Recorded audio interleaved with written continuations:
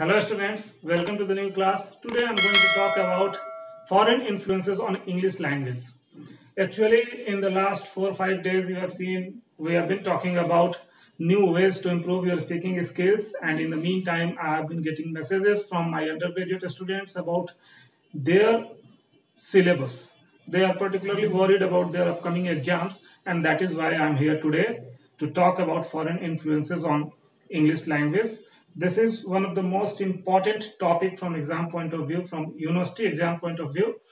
So today I'll discuss this issue in a general way, and in the subsequent lectures I'll give you particular list of words that came from different languages into English language.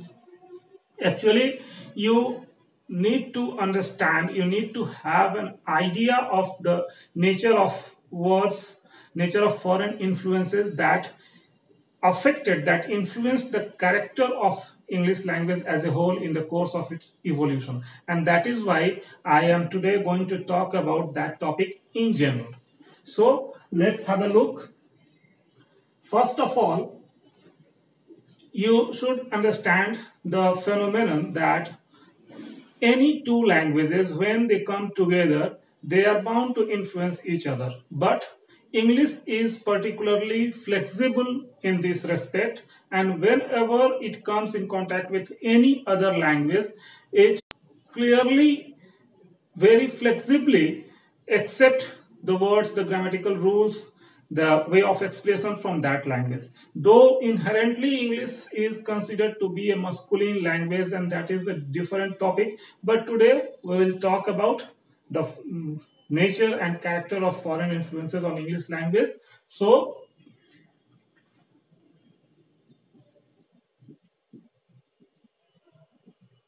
foreign influences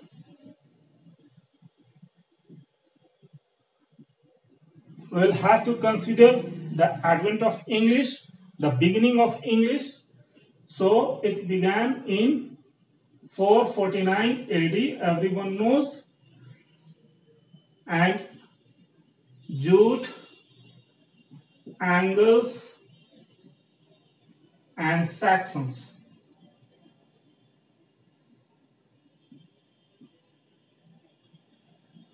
These people came to present day England. At that time, there was no country known by that name.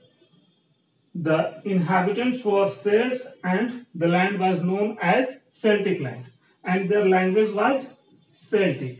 So it is obvious that first of all, these people, these invaders, these tribes came into contact with, came in contact with these Celtic people and their language.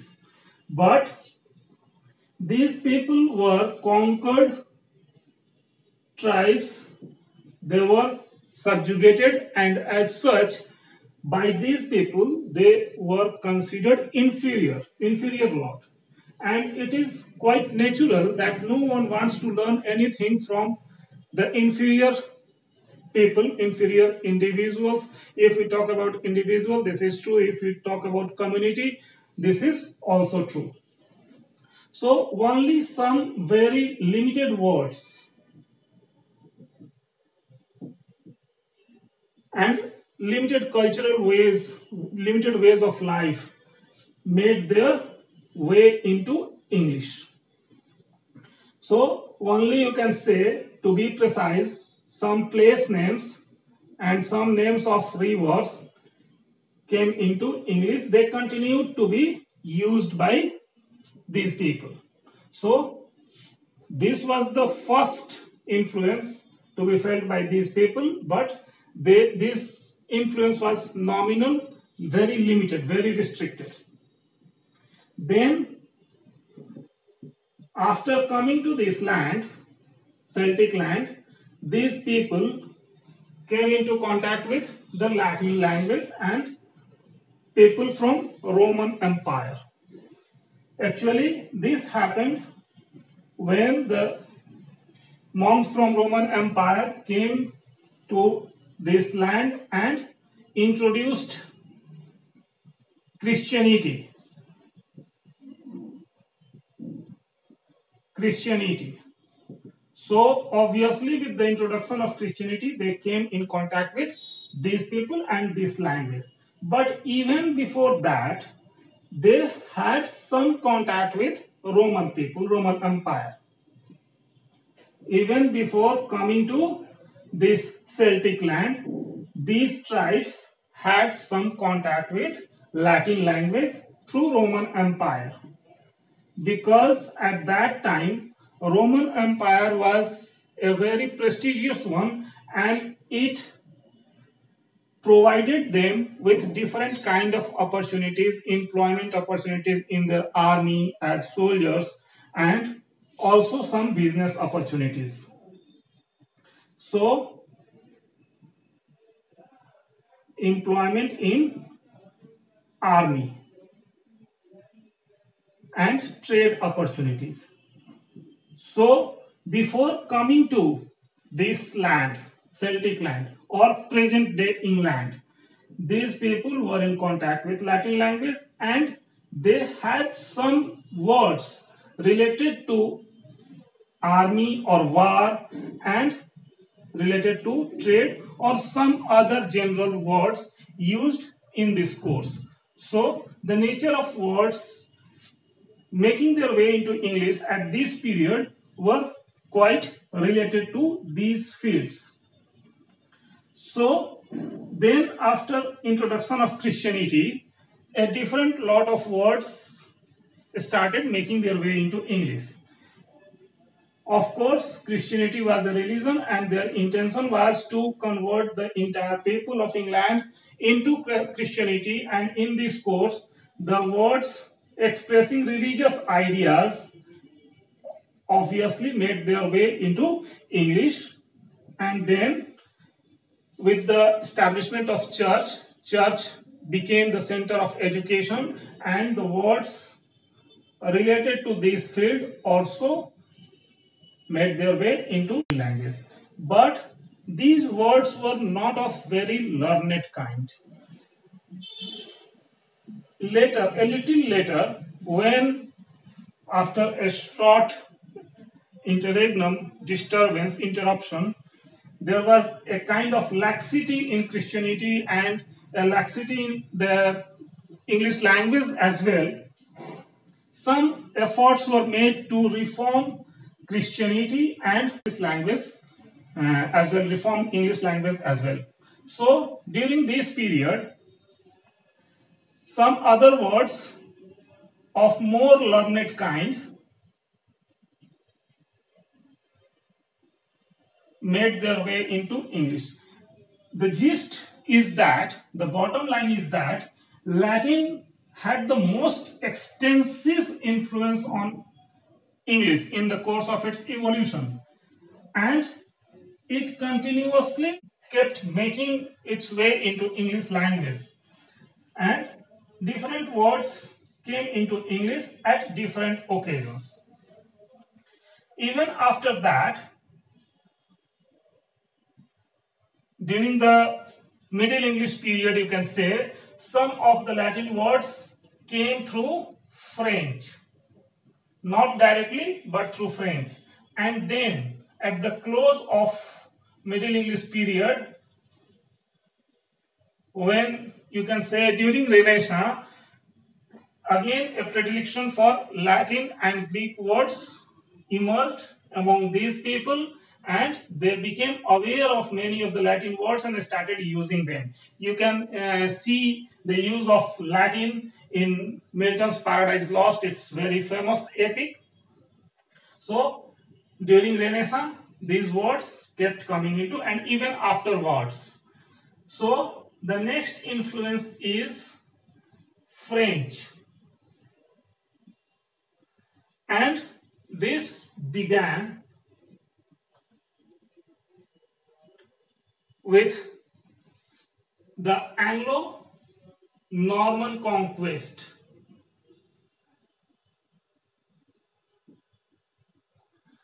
But before French, another brief period of a Scandinavian influence can be noticed.